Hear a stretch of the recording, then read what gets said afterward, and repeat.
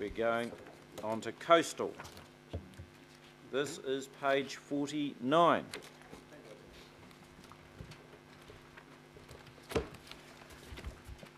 Right, so this topic Hearing topics 33 and 34. 33 and 34, essentially the regional coastal plan, elements of the unitary plan, and in terms of the hearings panel recommendations, they're under the tab 33 and 34 in your folder. So in essence, the panel has largely supported the council's provisions in the regional coastal plan. We have picked up two policy matters where the panel has recommended a different approach, and two technical matters that we feel it's appropriate to fix by way of rejecting the recommendations. So just turning to the policy matters on page 50 of the agenda, the first one is the Mangroves. thorny issue.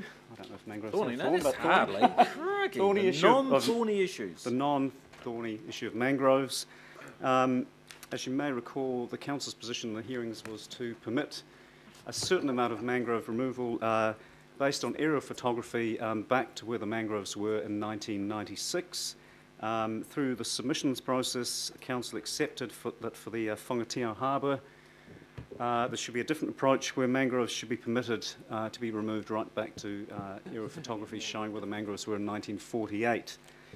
The panel heard extensive evidence on the whole issue of mangroves, and as you'll see from their report, they've really concluded that the most appropriate approach is to deal with things on a case-by-case basis because of the potential environmental effects. Other than permitting removal of mangrove seeds, they have recommended to go back to the approach that's been in place for many years under the operative regional coastal plan of requiring a discretionary activity consent for a case-by-case assessment of mangrove removal. On balance, we feel that that is a reasonable way forward and are not recommending that that policy shift is rejected. So in simple terms, we're recommending to accept the panel's view that removing mangroves should be dealt with on a case-by-case basis throughout the coastal area, with the exception of minor seedling removal being permitted. Right, I think we'll have a discussion on that. Those who would like to contribute, I see Councillor Cowell and then Councillor Penny. Yes, thanks, Mr. Chair. Again, I would have thought that the recommendations from the panel would have come back a little bit more relaxed. Sadly not, although the juveniles can be plucked at any time.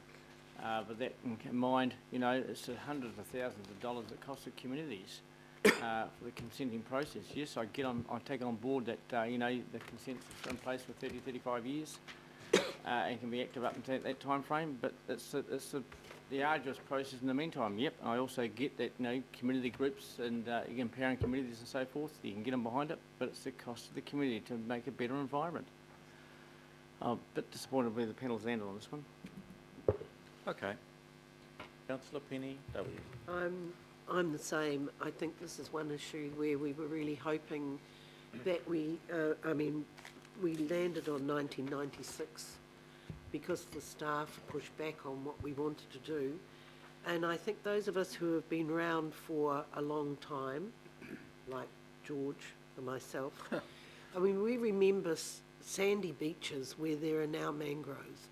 And we've got photo evidence of sandy beaches where there are now mangroves. And we've seen harbours that are restricted, we've seen rivers that are restricted, more and more activities. And if you just take, for example, the Whangatio, it is silting up very badly.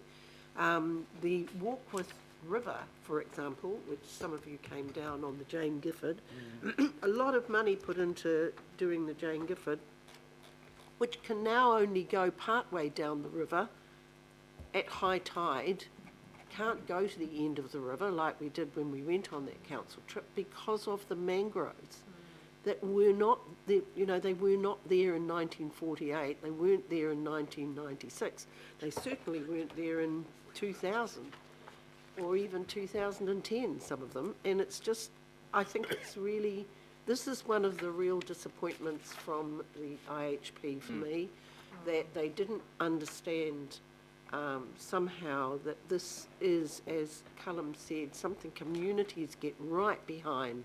They want their sandy beaches back, you know, areas of the North Shore when I was growing up that are now just absolutely mangrove fields. And I just hope that if we, and I'm going to vote against this, but, you know, if we are going to have communities go for a resource consent to do this, I hope those resource consents are cheap, long-term and permissive. Easy.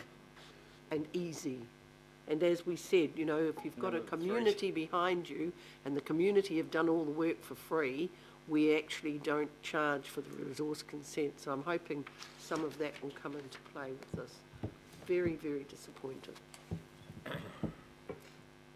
Okay, I got councillor, right, now let's just get a batting order. So we've got councillor Cooper, councillor Darby. Anyone else want to speak on this?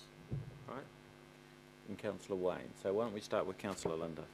Thank you, Mr. Chairman. I mean, for me, I mean, I've been with the Herald Island community in, you know, up to your thighs in mud trying to pull these small mangroves out at the early stages. It is not an easy task, and communities don't, you know, they don't often want to have their coastline, which was previously pretty balanced and more natural, basically choked up with mangroves.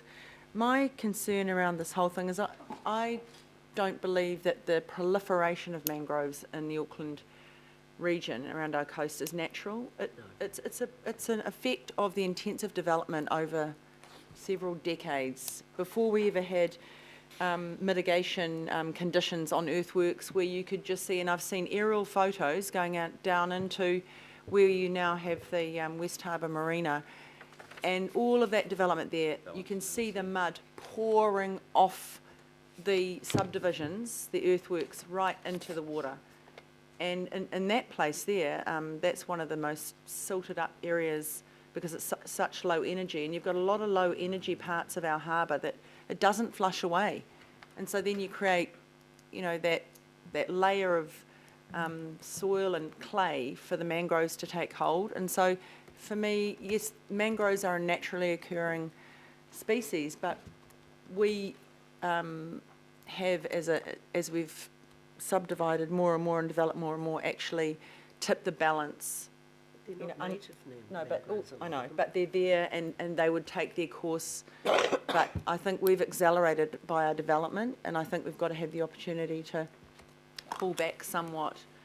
And, you know, we want to encourage things like ferries. We want to encourage different types of transport. And if we're choking up some of our rivers and harbours, it actually makes it more difficult. So it's a difficult one for me to decide on, because it is a nursery for a lot of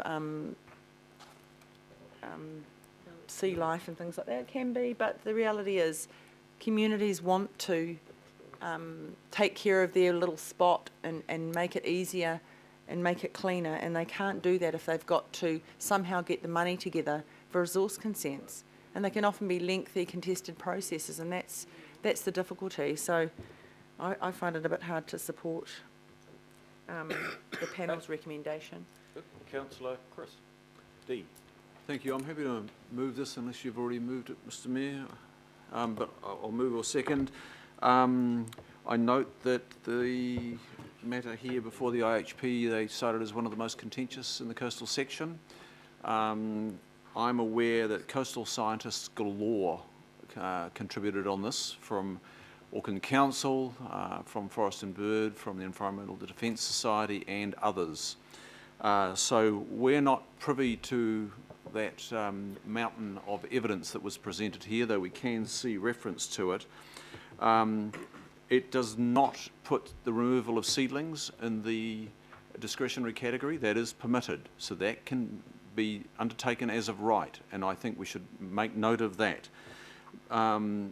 What the panel are saying is the coastal environment should not just be attacked willy-nilly by applying a permitted category status. So it's it's an opportunity really for the council to consider how it might provide relief to parties in other ways to make it less onerous. And this is something for us to consider outside of this forum. And that might be the council assigning a budget for group applications under the RMA for discretionary removal.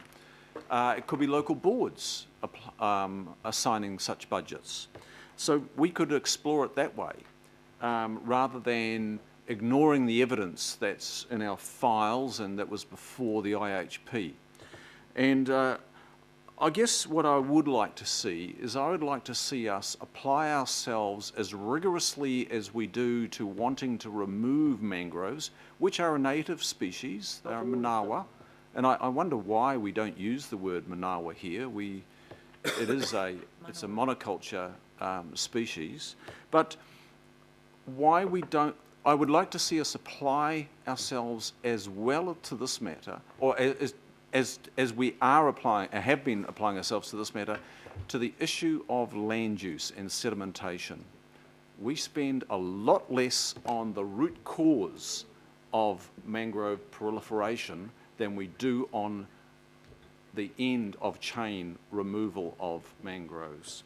So I'm very supportive of this. I'd like to see it go through, and there's opportunity for the council to provide relief in other ways. I don't think this is an arduous process when you're dealing with the coastal environment. Right, Councillor Wayne. I'd echo the comments that Councillor Darby has made, and I'd also emphasise that aside from their ecosystem function, mangroves formed a very important part in preventing tsunami damage. Mangroves also form a very important part in preventing coastal erosion.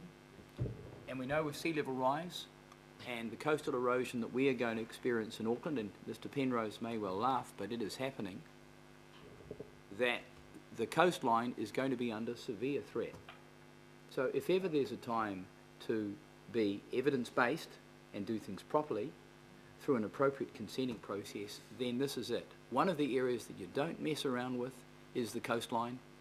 And I'd also echo the comments that have been made that the coastline, through the intensification in the unitary plan, is going to experience probably sedimentation of an order of magnitude that it has not experienced for many years. And that is underway now. And mangroves form a very important role in consolidating that sediment and preventing its spread. And again, all you've got to do is look at the evidence. So we should be supporting this, councillors. Right, Councillor Bill. Yes, thank you, Mr. Mayor. So I'm going to support these provisions, but I do have some reservations, and that is about the community enablement. So our empowered communities approach to do these works that the community decides is important. And we've seen that very evidently in Waiuku with the mudlarks. Huge community support, local board support, and have actually achieving some phenomenal results. However, the resource consent process they went through had some steps in it to ensure there was good environmental outcomes and there was good management processes in the removal of those mangroves. It's good to have the seedlings as a permitted activity. The challenge for us is going to be ensuring our next tier of the processing consenting is easy but thorough as possible, and it is enabled by the empowered communities approach. The other point, of course, to remember is that mangroves can produce up to 7 tonne of sediment per hectare per year on their own, of their own sediment. And that's the part that often gets forgotten. Absolutely. Yeah. And they're not all native. And that's the Okay, problem. all right, well, we've had a very long process of debates around this council chamber to construct the unitary plan position, and then clearly the IHP have gone through a very long and rigorous process. What I think might be helpful here is on the basis that we would respect the IHP's recommendation to us for a more restrictive approach. Bill's rather pragmatic reply to that and suggestion that we need to construct a response to that enables the community rather than raises a whole lot of unnecessary hurdles to them. So you try and get the right balance, would seem to me to be a good way forward.